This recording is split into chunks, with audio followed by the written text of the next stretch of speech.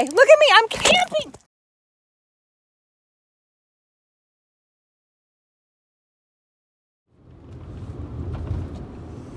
So, you're looking at a woman who has not slept since Friday. It's Sunday. I've been awake, been up since Saturday morning at 8 o'clock. It's Sunday at 5. As you maybe know, I was arrested. Not only arrested, but beaten up. I have bruises by a man named Charles Sutton, who is employed by the Bureau of Land Management, and he accosted me. He assaulted me in a campground in my private space when nobody was looking. When he first came up to me, I had my cell phone. I was talking to my mom, and I was talking to him back and forth, and I was like, okay, Mom, I gotta get off the phone. This guy's about to arrest me. And he was pretty nice. I got off the phone, put my phone down, and he was asking, like, are you painting the rocks? I was like, oh my God, never. And long story short, he was like, all right, see you later. And I was like, no, I'm doing a project. He's like, where's your project? And I was like, it's right there. What do you think? It's a roof shower, da da da da da. And he didn't really say anything. He was just, I don't know. And then he started walking away, and then he stopped, and he turned around. He's like, you know what? No, I'm going to need to see your ID. I was like, what? He's like, do you have your ID? I'm like, no. Is that in your car? Yes. Get it. And it's like, whole demeanor changed. And I was like, okay, what's going on? Why? And I'm starting to get scared, and he's getting closer and closer, and I don't have my phone anymore. And no one's around. And he just keeps coming closer and closer. I'm like, okay, wait, why? And I get my ID, and I give it to him, and he's getting, obviously he's right there, but he's like, I think I was trying, actually, yeah, I gave him my ID, and I wanted to walk and go pick up my phone for safety. And he grabbed me. And I was like, leave me alone, what are you doing? And grabbed my phone, and it was like a wrestle.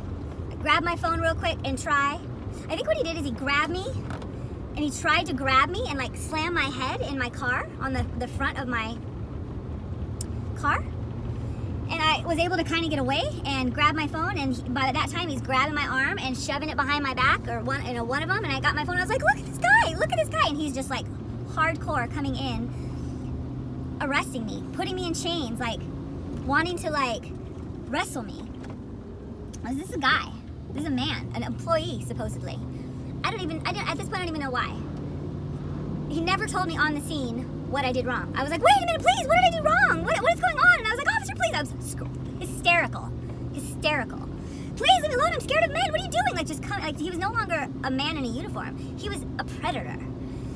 And I was like, I was freaking out, scared for my life, and I started screaming like a fucking banshee. And you know what? I'm really good at screaming. Like, I'm really fucking good at screaming. Someone needs to hire me. So I'm screaming like a fucking banshee because I need someone to witness what's happening. And it calmed him down, and it kind of straightened him up.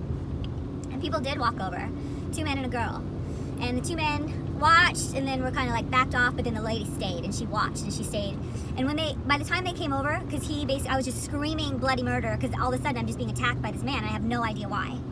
And he's like physically accosting me. I have bruises on my legs, I have bruises on my head, I have bruises on my arms. I was just in jail for 25 hours. So my bruises are a little faded, but I didn't get to take pictures of them. Just crazy. So he throws me in the back of his car, and I'm just freaking out. I'm like, I'm claustrophobic. I cannot, I seriously, officer, please, begging, please. Nothing, cold. Throws me in the back of his truck with no air conditioning, closes the car with no air, and I'm sitting in this little back, handcuffed where I can't even breathe. I'm like hyperventilating, freaking fucking out because I just got attacked by this guy and thrown in a vehicle with no air conditioning, and I have my sweatshirt on. I have these 2 shirts on. I've been in the same outfit this whole time. And I have my Ugg boots on. And I was just like, please, officer, please, let me take my sweatshirt off. Oh my God, what just happened?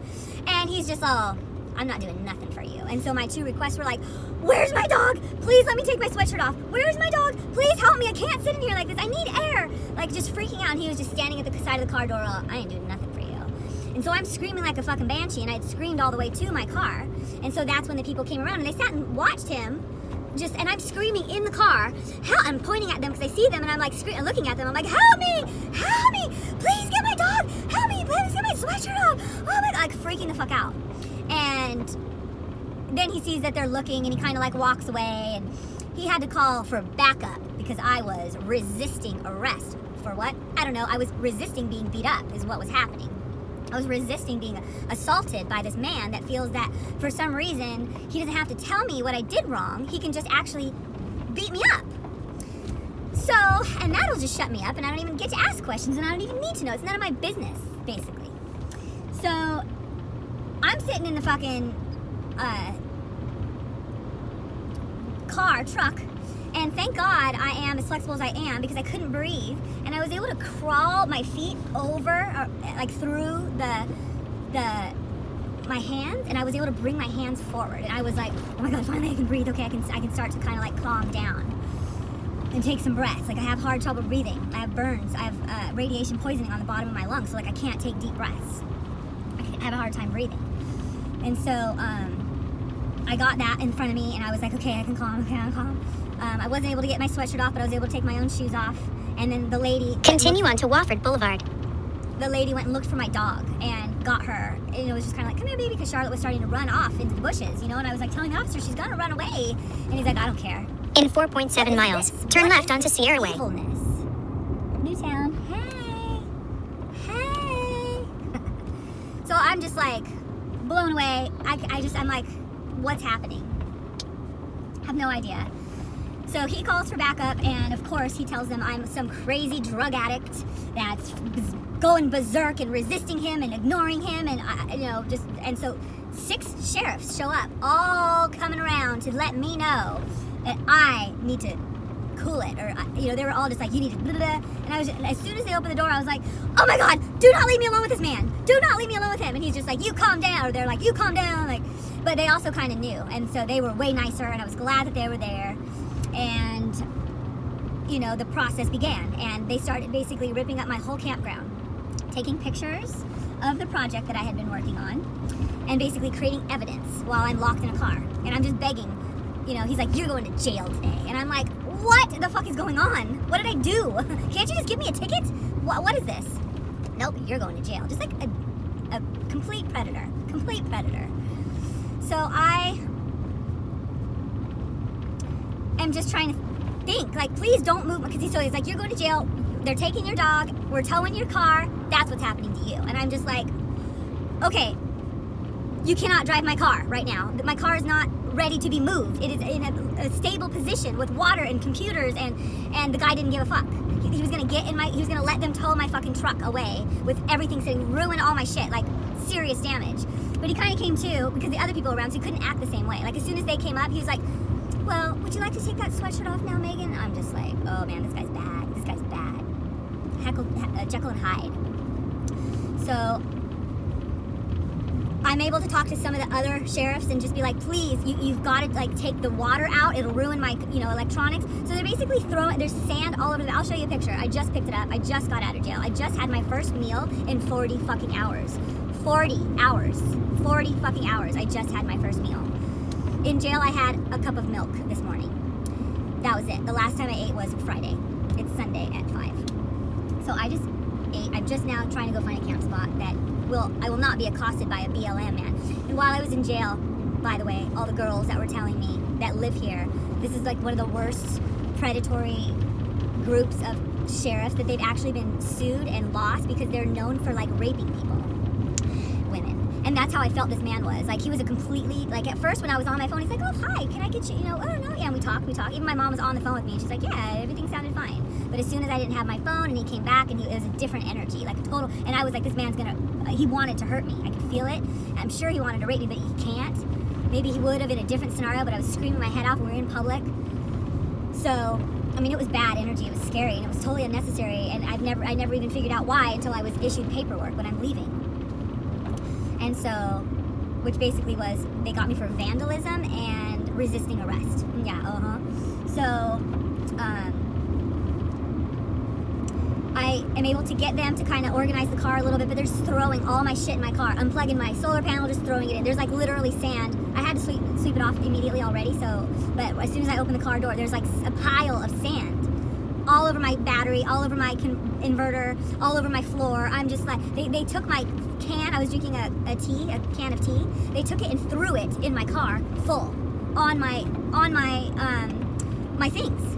Luckily, it didn't get thrown on my computer, and luckily, it didn't get thrown on my solar panels. So far, I don't think there's any like electrical damage, but I don't know that yet because I haven't even been able to unpack my car. So I basically was sitting in this vehicle, in that truck, handcuffed in the little corner of his truck. He did also turn the air conditioning on when the other sheriffs got there, before he just let me sit in the fucking boiling car. Like, this is sadistic, evil motherfucking shit. I've never experienced this. This is what I learned. I didn't do anything wrong, so I couldn't really like reflect on my own behavior. I mean, I try to wonder, you know, I thought about everything, but like, it's not like I actually did anything wrong. I'm not a criminal. And so I couldn't really learn from that. But what I learned was like, this is some evil shit. This is some evil fucking shit. They honestly think that they can just go around and beat people up and do whatever they want to them. They think they have the power to kill. They think they have the license to kill. And so that's what I learned. So I was basically sitting in his car, and he was just him, but I was able to talk to kind of the other guys, and they helped my dog. They were like, what's your dog's name? I was like, that's Charlotte, you know, and like, please empty the water in my car, like, this is serious, please make sure my doors, you know, all this stuff. And they did a little bit, or all hell would have broke loose back there. And thank God they were at least able to, because I had like at least 3 gallons of water that would have poured all over my floor if that guy didn't clean, you know, empty them like I asked him, so thank you. So anyways, then after I had to sit in the car, sit in the truck, waiting for them to tow my car and waiting for them to take Charlotte. And I just had to sit in the car and watch all that.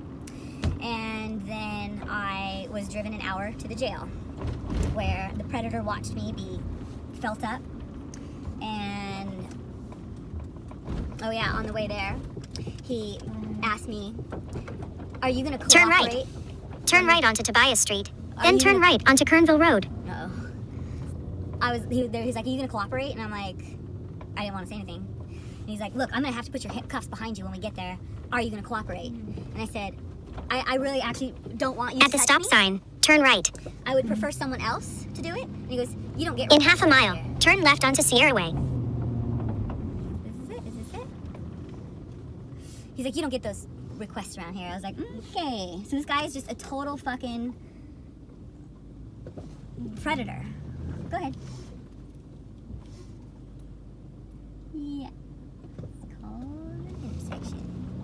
It's a cute town. Kernville. Boom.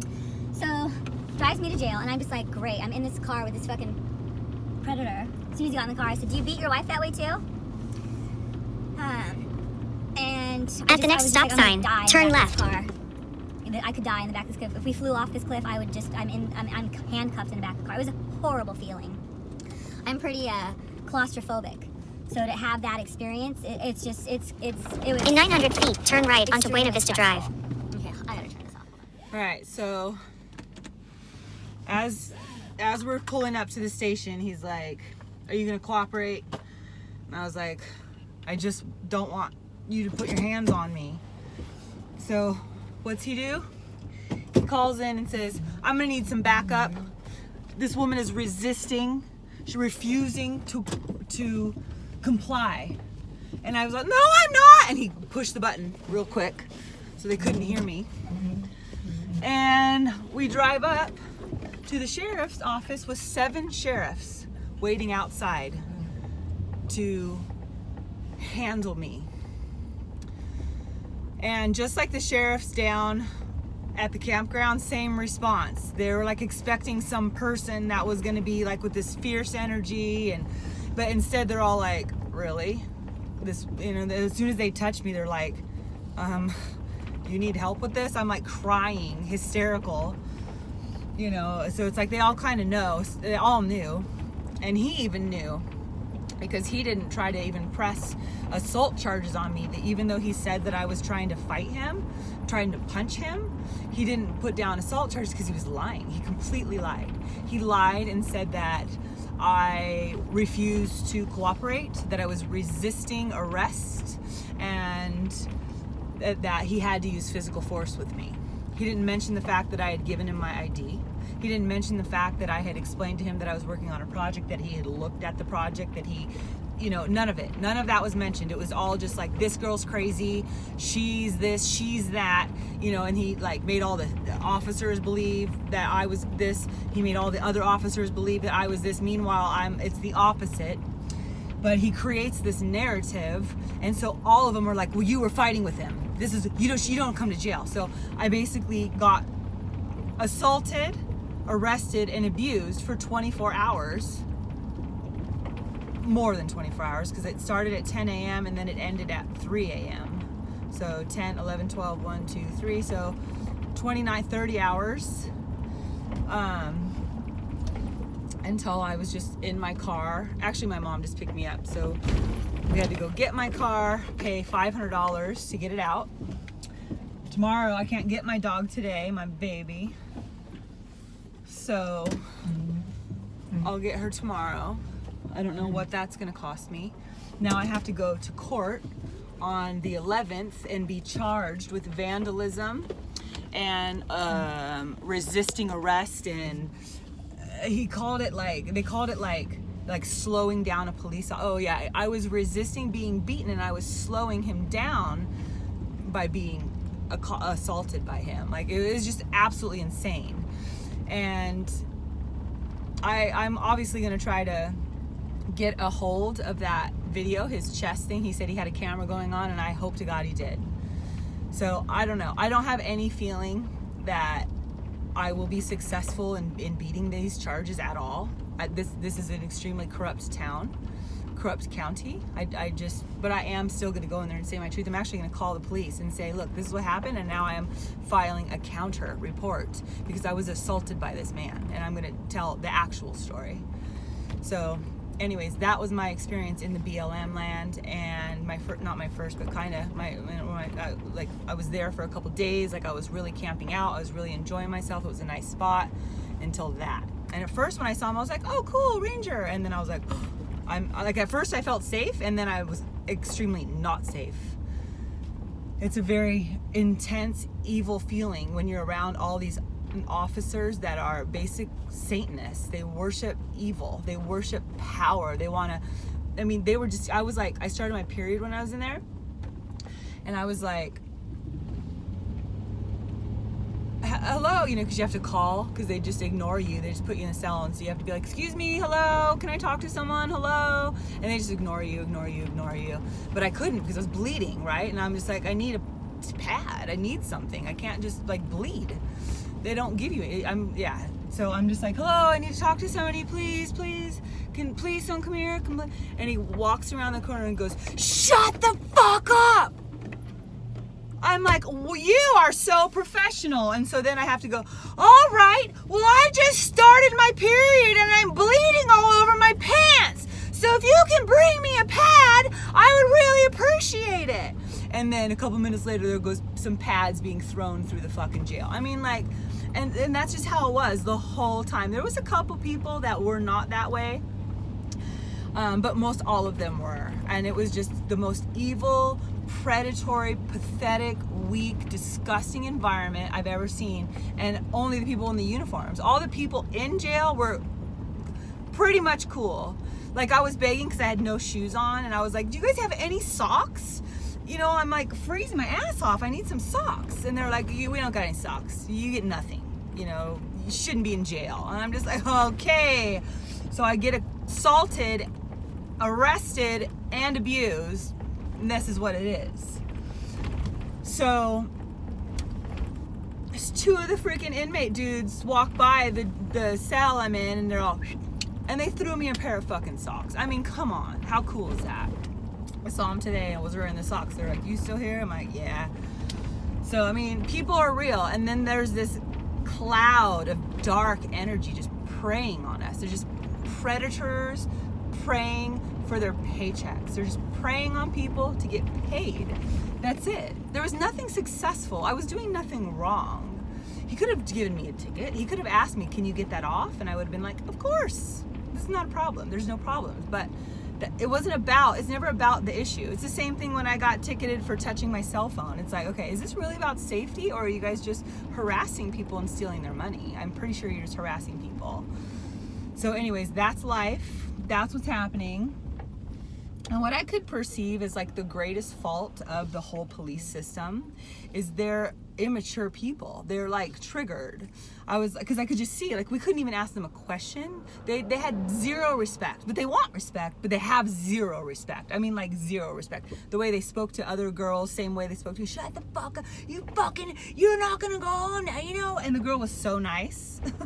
I mean, they're just crazy. They're just absolutely mean, crazy. We're like, hey, excuse me, do you know what time it is? Nope. All have watches. You know, it's just like, it's just a sick, sadistic environment. It's pure evil. And so I got to sit in that for 20 plus hours. And what I could,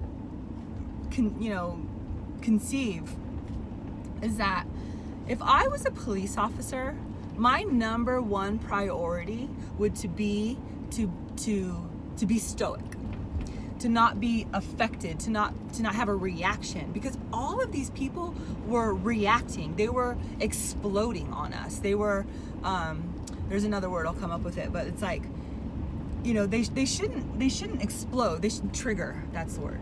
They're all triggered. They're all waiting for the trigger. They're all waiting for a reason, and it's just like, that's the problem.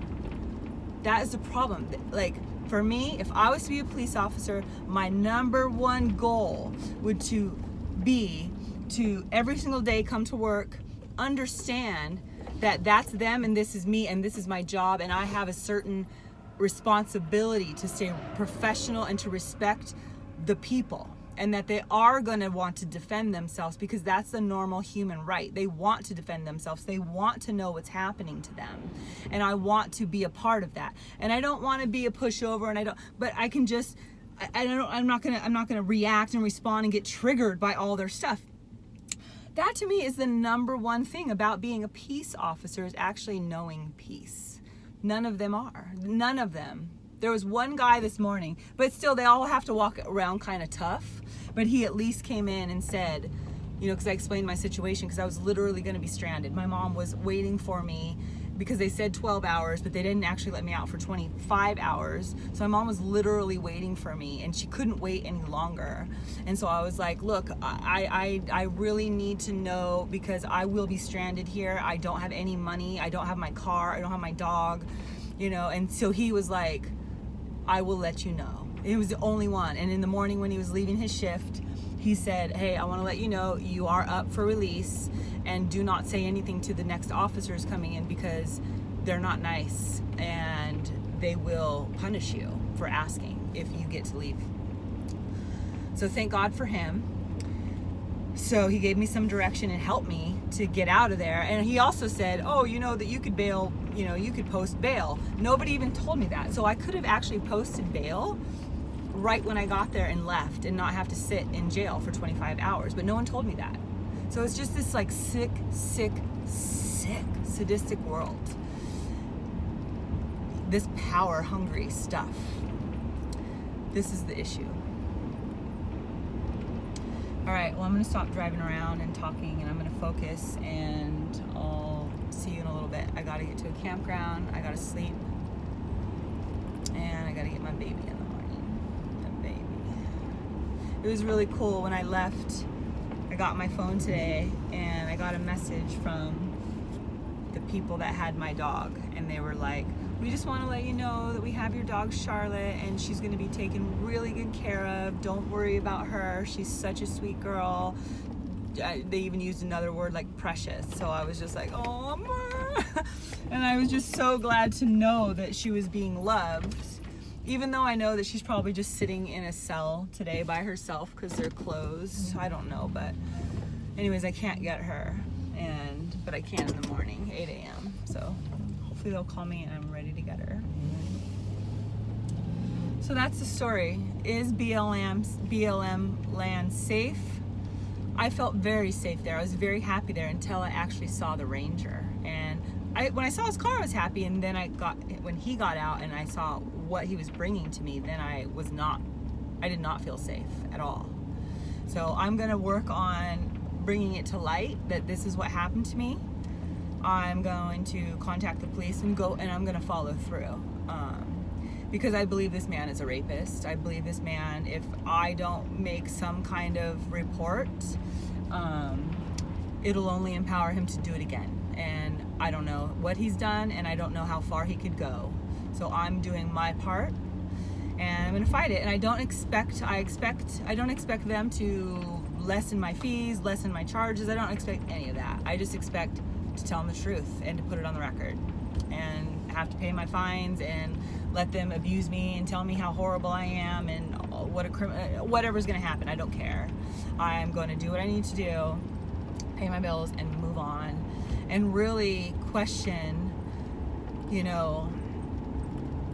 I am questioning what to do. I've had a lot of challenges in trying to start this trip, a lot of things just holding me back, and just making me question, what am I supposed to be doing right now? Because it was such a strong, yes in Hawaii, that it's time to go, it's time to do this. And so I don't feel like that's incorrect. I feel like it was good to have the van, everything's good. But the long-term goal and the plan, it just keeps kind of evolving for multiple reasons, which you'll learn later. But something like this, it's just okay, this is really making me question whether I'm safe to be by myself. And it's no longer just about the weirdo on drugs. It's actually anyone. Should I be by myself in 2021?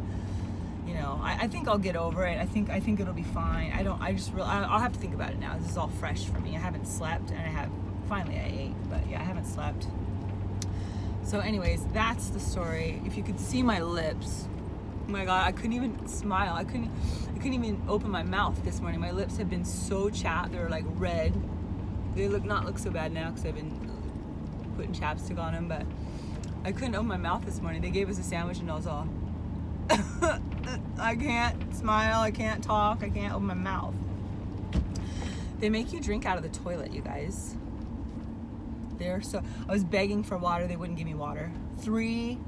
4 hours since I was arrested and accosted and wrestled with this man, and not a sip of water. And they would not give me a water, but I looked at one girl who was the nurse, and homegirl gave me some water. So that force is evil. They are the dark force. They are the power-hungry people. And that's what my first book is about. It's called Endarkenment is Power, Enlightenment is Light. And it's all about this insane, incredible process that I went through that basically gave me the insight to realize there's energy. And the natives say this too. And there's also someone I was talking to today even told me about the wolf story, about the dark wolf and the light wolf and what they represent, and this boy asked, well, which wolf is gonna, make it? And the answer is whichever wolf you feed, that's the one that's gonna be stronger. And that's what my book is about in another way, because I talk about this energy in the world. There's darkening energy, and there's enlightening energy. And darkening energy is the power that wants to control you and oppress you and bring you down. That's endarkenment. It's an energy that people use and become. And then there's another energy where it's totally different. I want to lift you up. I don't want to control you. I want freedom. I want love. And that's enlightenment. It's a completely different way of interacting. So these are kind of like the dynamics of energy, and it's up to the individual to get in the groove of one or the other. So it's like the whole police force, the whole criminal stuff, they're all about that dark energy, that endarkenment. They want to cover the planet with dark, oppressive energy. And that's the people, there's all the power hungry, stupid people that are doing that. And then there's the rest of us that are that's stupid. And we're enlightening people, and we're enlightening the world, and we're sending love, and we're, completely different vibe. So anyways, full circle. Let's see what's next. Love ya.